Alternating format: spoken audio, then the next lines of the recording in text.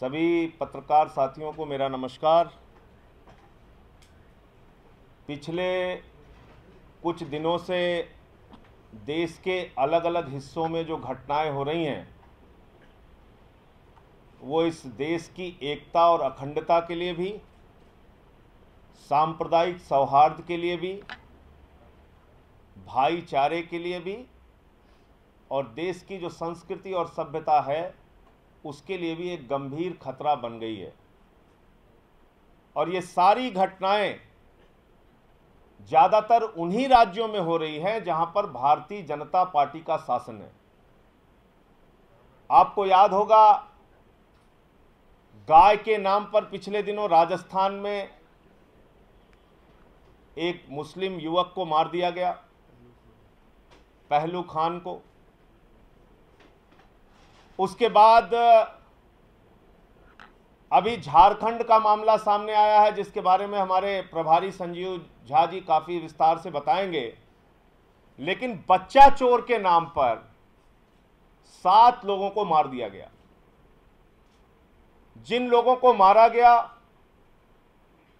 उनमें से धर्म विशेष के कुछ लोगों को टारगेट करके भी मारा गया। बच्चा चोर कह के, हल्ला मचा के, हंगामा करके मार दिया गया झारखंड में। और उसके बाद आज की तारीख में पूरा जमशेदपुर का इलाका जल रहा है, दंगे फसाद की स्थिति है। उत्तर प्रदेश में आ जाएं, सहारनपुर के अंदर जातीय संघर्ष में कई लोगों के घर जलाए जा रहे हैं, कहीं किसी को मार दिया जा रहा है, कहीं गाड़ियां जला दी जा रही हैं, बसें फूंक दी जा रही हैं। ऐसी तमाम घटनाएं हुई। मथुरा के अंदर व्यापारियों को मार दिया गया, उसकी घटना सामने आई। और इन सब के पीछे कहीं ना कहीं भारतीय जनता पार्टी का शासन और सरकारें जिम्मेदार हैं। आज रोमियो स्क्वाड के नाम पर जिस तरह से बाप बेटी साथ में जा रहे हैं उनको उत्तर प्रदेश में पकड़ के भाजपाई पीट देते हैं, भाई बहन साथ में जा रहे हैं, पति पत्नी साथ में जा रहे हैं, उनको पकड़ के पीट दे रहे हैं। तो दरअसल भारतीय जनता पार्टी चाहती क्या है? क्या भाजपा हिंदुस्तान को तालिबान बनाना चाहती है? क्या यहां जंगल राज चलेगा या फिर कानून का राज चलेगा? अभी कल मुजफ्फरनगर में अपने फेसबुक फ्रेंड से 2 लोग मिलने गए, उनको पकड़ के पीट दिया, नंगा कर दिया गया। और इस पर चारों तरफ एक खामोशी, इस बात का डर है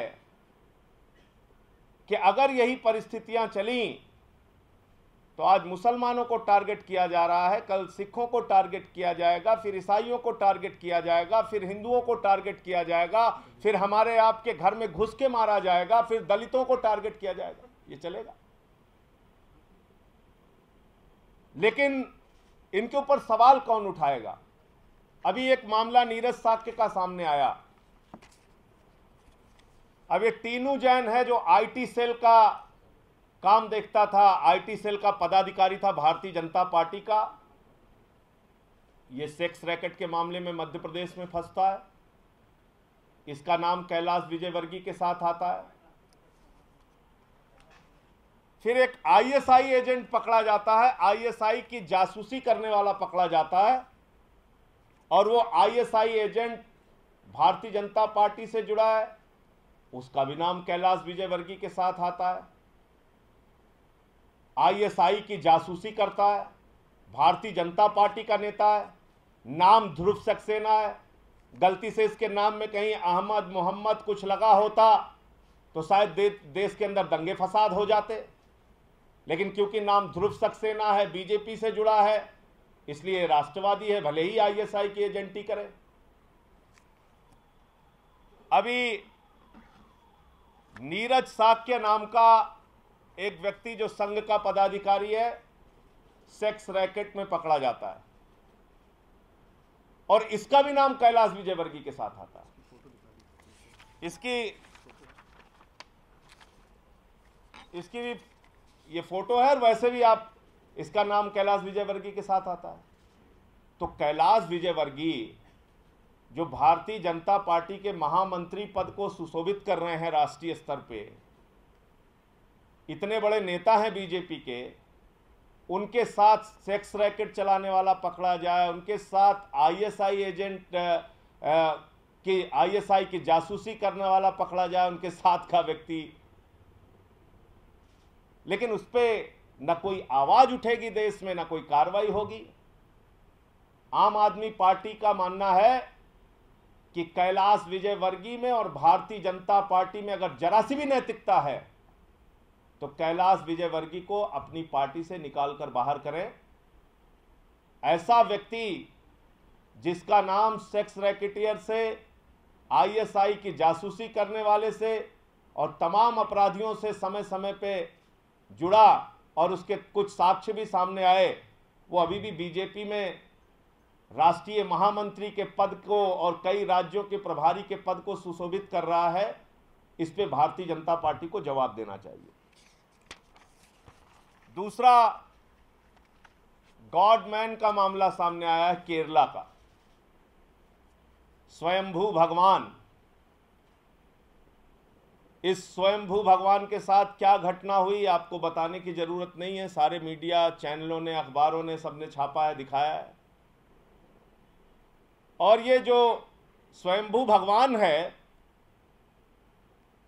ये उस लॉ स्टूडेंट का 8 वर्षों से बलात्कार और शोषण कर रहा था। और ये व्यक्ति भी राष्ट्रीय स्वयंसेवक संघ का करीबी है और भारतीय जनता पार्टी के केरल इकाई के प्रदेश अध्यक्ष का करीबी है। इस पे बीजेपी मौन क्यों है, उसको जवाब देना चाहिए, उसको बोलना पड़ेगा। आज पूरे देश में तालिबान की हुकूमत लाने की कोशिश भारतीय जनता पार्टी कर रही है, इस देश के अमन चैन को बिगाड़ने की कोशिश कर रही है, हर जगह नफरत फैलाने की कोशिश कर रही है, कहीं गाय के नाम पे, कहीं बच्चा चोर के नाम पे, जिसको मन हो रहा है पकड़ के मार दिया जा रहा है।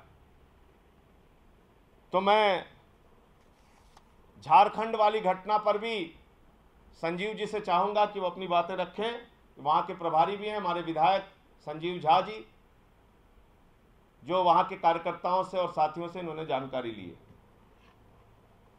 जैसा कि संजय भाई ने अभी बताया कि झारखंड में पिछले 22-23 दिनों से बच्चा चोर के नाम पर आतंक फैलाया जा रहा है।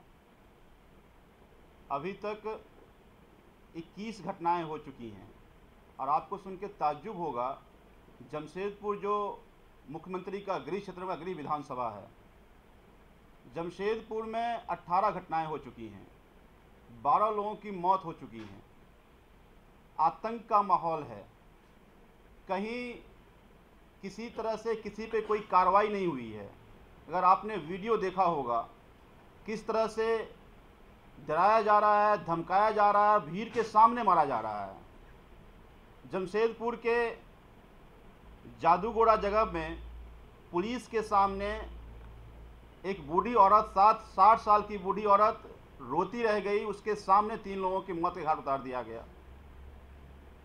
तो सबसे बड़ा जो सवाल है वो ये है कि जिस तरह से घटनाएं हो रही हैं, कहीं कोई साजिश तो नहीं है, कहीं किसी तरह से किसी कम्युनिटी को या किसी व्यक्ति को बच्चा चोर के नाम पर उसको भीड़ से पिटवाया जा रहा है, उसको डराया जा रहा है, तो धमकाया जा रहा है, लेकिन ये सवाल कहीं नहीं उठ रहा। तो मेरा यही कहना है कि आज जो संजय भाई यहाँ सवाल उठा रहे हैं, देखिए एक बहुत गंभीर प्रश्न है। आज पूरे जमशेदपुर में, जमशेदपुर जल रहा है, हर जगह लोग सड़कों पर हैं, कहीं कोई कार्रवाई नहीं हो रही है, इसकी चर्चा कहीं नहीं हो रही है, कहीं कोई डिबेट नहीं हो रहा है। तो मेरा आप लोगों के माध्यम से यही एक सवाल और गुजारिश दोनों है कि आज जिस तरह से झारखंड में अलग अलग जगह घटनाएं हो रही हैं। इस मुद्दे को लोगों के संज्ञान में आना चाहिए और इस बात को गंभीरता से सरकार को भी, प्रशासन को भी और लोगों को भी जानकारी मिलनी चाहिए। बस यही गुजारिश थी जो आप लोगों के बीच हम लोग करना था।